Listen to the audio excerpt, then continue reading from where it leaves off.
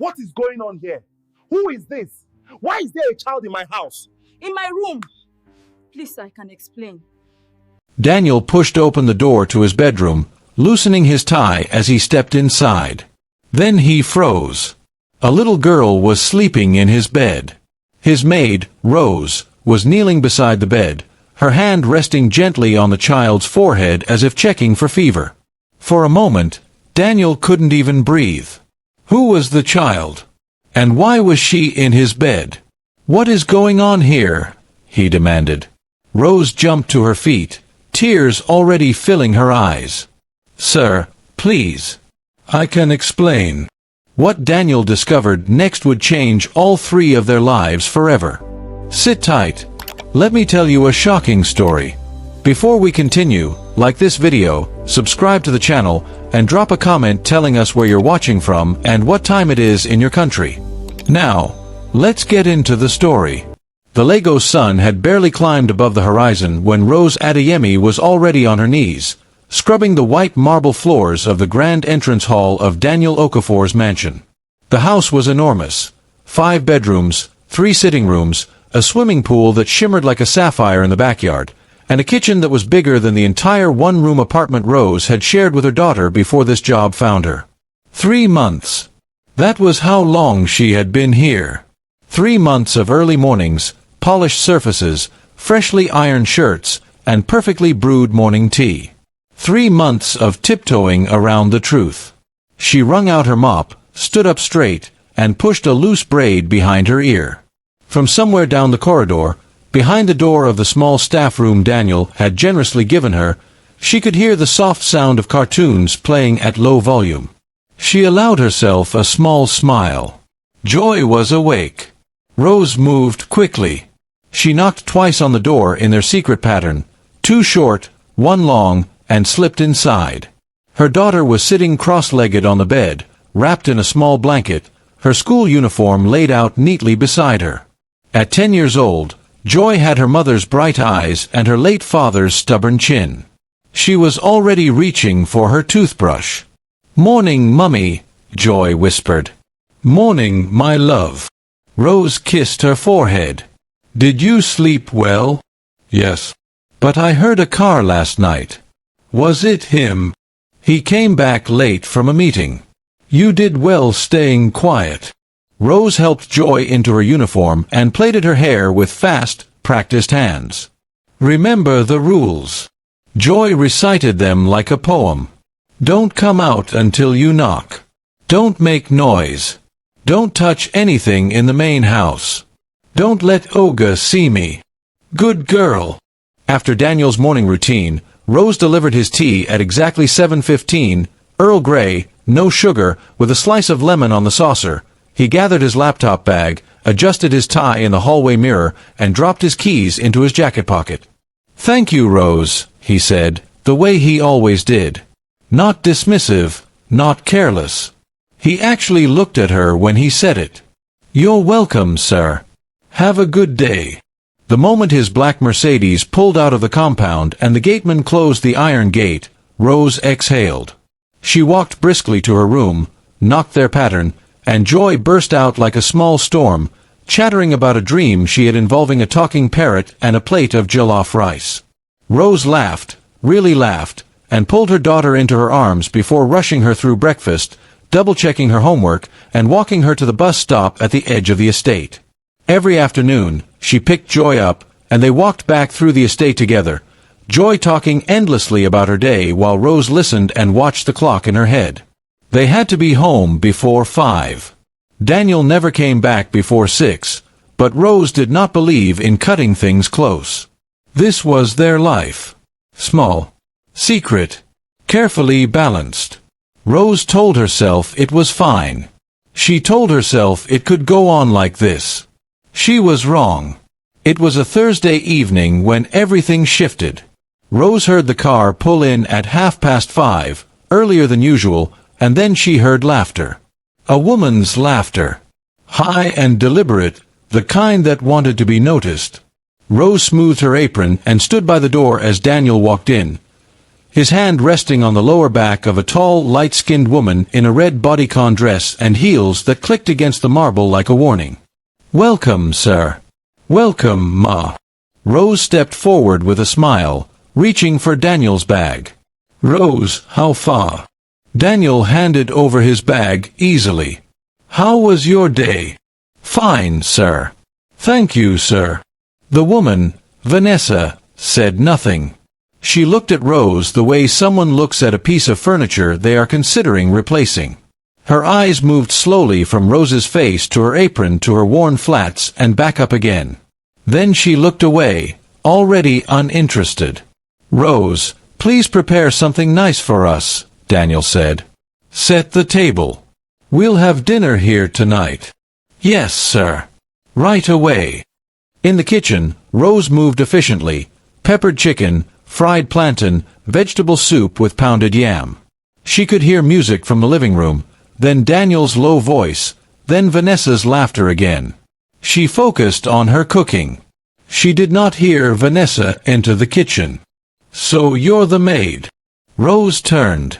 Vanessa was leaning against the doorframe, arms folded, a thin smile on her face that did not reach her eyes. "Yes, Ma. My name is Rose."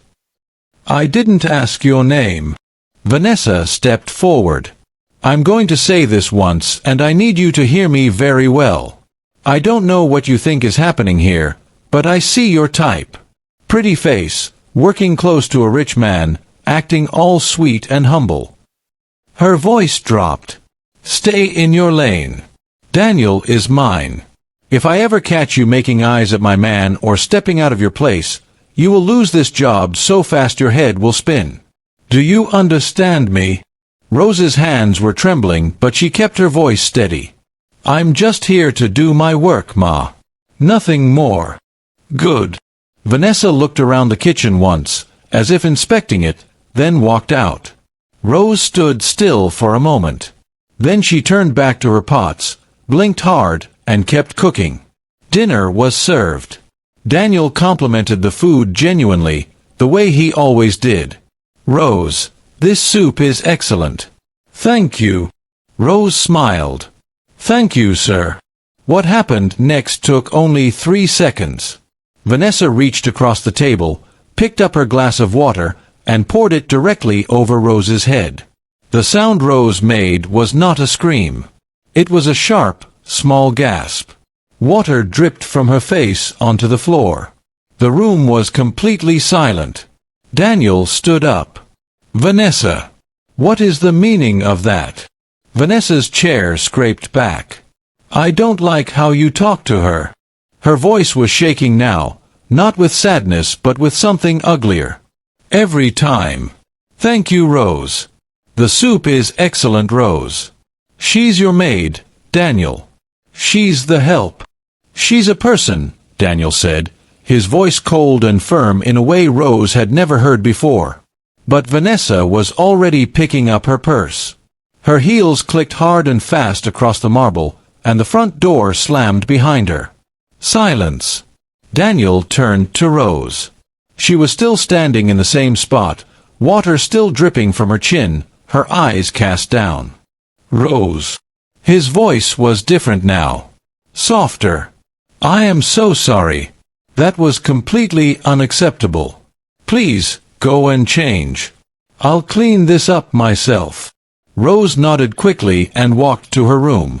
She waited until she had locked the door before she let herself cry.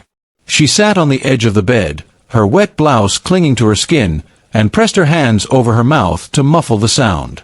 Then she felt 2 small arms wrap around her from behind. "Mummy." Joy's voice was barely a whisper. "Don't cry. God is watching everything. You always tell me that." Rose turned and pulled her daughter into her chest and held her so tightly that Joy squirmed a little but did not complain. Outside, Daniel's phone rang again and again in the living room. Vanessa was not picking up. The next morning, Rose gave Daniel his tea with steady hands. He apologized again, simply and sincerely, and she told him it was fine. He nodded and left for work. But Joy was not well. Rose noticed it the moment she opened the room door. Joy was still lying down, her forehead warm under Rose's palm, her eyes glassy and half-closed. "My body is paining me, Mummy," Joy murmured. "I know, baby. I'll get medicine. Just let me finish cleaning his room first, then we go."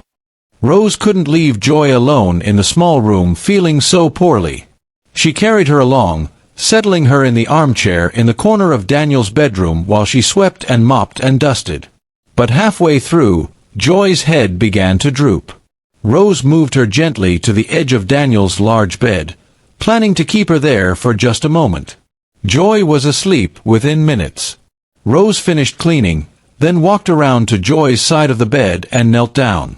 She placed her palm against her daughter's forehead, checking her temperature. Joy's breathing was slow and even, her face peaceful despite the fever. Rose closed her eyes briefly. "Lord, please let my daughter be okay." She did not hear the front door open. She did not hear the footsteps on the stairs. The bedroom door swung open and Daniel Okafor walked in, loosening his tie, reaching for his file on the desk, and stopped dead.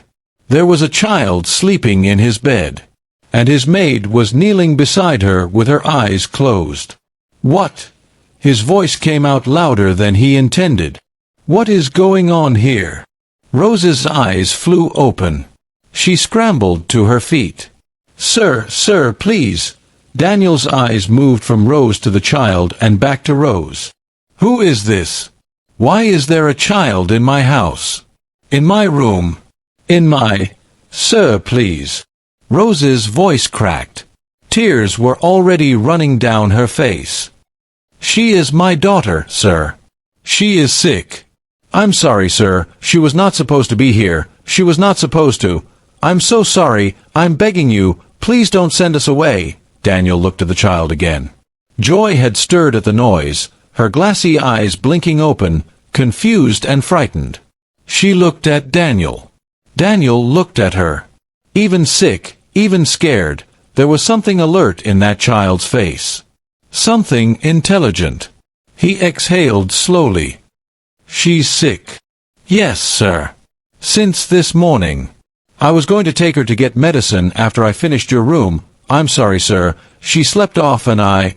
Stop apologizing." He held up a hand. His voice had shifted from shock to something quieter. "Get her shoes. We're going to the hospital." Rose blinked. "Sir." "Now, Rose. Get her shoes." The hospital waiting room smelled of antiseptic and air conditioning.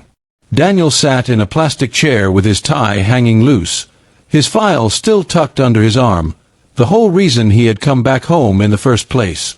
Rose sat beside him, her hands folded in her lap, watching the door behind which the doctor had taken Joy. For a while, neither of them spoke. Then Daniel said, quietly, "Tell me everything." And Rose did. She told him about Joy's father, who had left before Joy was born and never returned. She told him about the years of struggling, of taking every cleaning job she could find, of sharing a single room in Mushin with Joy and her elderly aunt. She told him how she had found this job through a friend of a friend, how she had almost not taken it because of Joy, and how she had convinced herself that if she was careful enough, if she was quiet enough, she could make it work. "I should have told you from the start," she said, staring at her hands. "I was afraid you would say no. That you would not want a child in your house. I needed this job, sir. Joy needed me to keep this job." Daniel was quiet for a long moment. "My mother was a cleaner," he said finally. Rose looked up. "She cleaned offices in Victoria Island for 15 years. Me and my 2 brothers, we grew up in a face me I face you in Adjagunal. One room. She used to wake up at 4 in the morning so she could cook for us before she left." He leaned forward, resting his elbows on his knees. "I know what it costs a woman to do what you have been doing for that child." Rose pressed her lips together hard. "You should have told me, Rose. I would not have turned you away." He shook his head slowly. "No child should have to hide. When the doctor came out and said Joy would be fine, mild fever, some rest and medication, Rose exhaled a breath she felt she had been holding for 3 months. Things changed after the hospital, but not in the way Rose had feared. Joy got better within 2 days. And Daniel, as naturally as if he had always done it, folded her into the rhythm of the house. He registered her in Greenfields Academy on the island, a proper school with a library, a science lab, and a football field. He drove her there himself on the first morning, and Joy sat in the front seat of his Mercedes chattering about her old school's leaking roof while Daniel listened with quiet amusement. He picked her up in the afternoons when his schedule allowed. He began leaving little things on the kitchen counter, a mathematics workbook, a children's atlas, a puzzle box. Joy descended on all of them with ferocious curiosity. On Saturday mornings, they sat together in the living room, Daniel with his reading glasses on, Joy sprawled on the rug with her workbook, and he walked her through fractions and multiplication tables with the patient focus of a man who respected the sharpness he saw in her. Rose would sit in the chair across from them, pretending to fold laundry, watching her daughter laugh at Daniel's terrible jokes and argue with him over wrong answers. Her chest felt full in a way she had no name for. Then one Saturday, Vanessa walked in. She had a spare key. She had not called ahead. She stood in the doorway of the living room, taking in the scene, Joy cross-legged on the rug, Daniel leaning over her workbook, Rose in the corner, and something ugly moved across her face. "Daniel." Her voice was dangerously calm. "You have a daughter." Daniel stood. "Vanessa, and this woman." She pointed at Rose. "This nobody is sitting in your living room like she belongs here. I knew it. I told you. I told you from day one. Joy is my maid's daughter," Daniel said clearly. "She is 10 years old, she was sick, and I helped them. That is all. That is all." Vanessa laughed, but there was no humor in it. "Daniel, open your eyes. This woman has moved herself and her child into your house, and you are playing daddy and acting like there's nothing wrong with that picture. What's wrong with helping people?" His voice was even, firm, quiet. Vanessa looked at him for a long moment. Then she set her key on the side table by the door. "I'm done," she said. And she left. Daniel stood in the middle of his living room. Joy was looking up at him with wide, solemn eyes. Rose had gone completely still in her chair. He sat back down beside Joy. "Where were we?" "Long division," Joy said carefully. "Right." He picked up the pencil. "Let's go." Weeks passed. The house settled into a warmth it had not had before. Daniel enrolled Rose in an evening management program at a college not far from the estate. He drove her on the first day and waited outside to make sure she got in. Rose came out looking stunned, clutching her student ID, and he simply said, "You are more than a maid, Rose. You always were." She did not trust herself to speak on the drive home. He stopped calling her his maid. He introduced her to visitors as someone who helped run the house.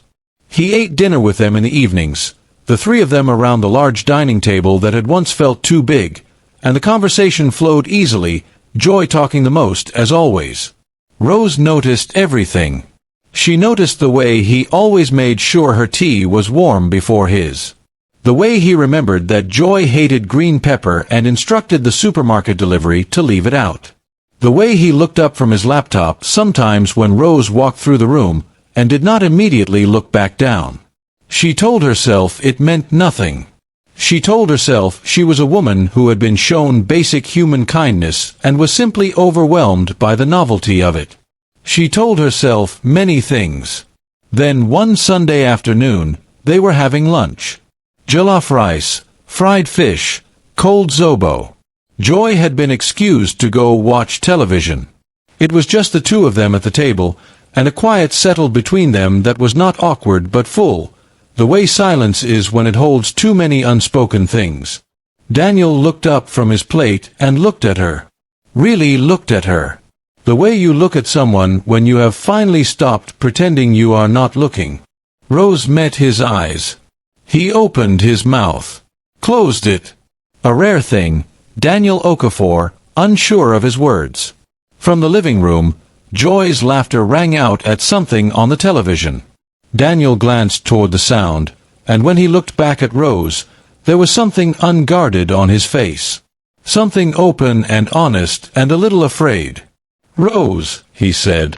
"Sir," she answered softly, out of habit. The corner of his mouth lifted.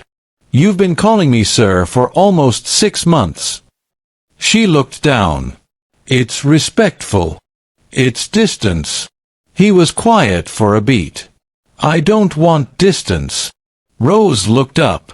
Outside, the Lagos afternoon hummed. Generators, birdsong, the distant sound of the estate's children playing football in the street.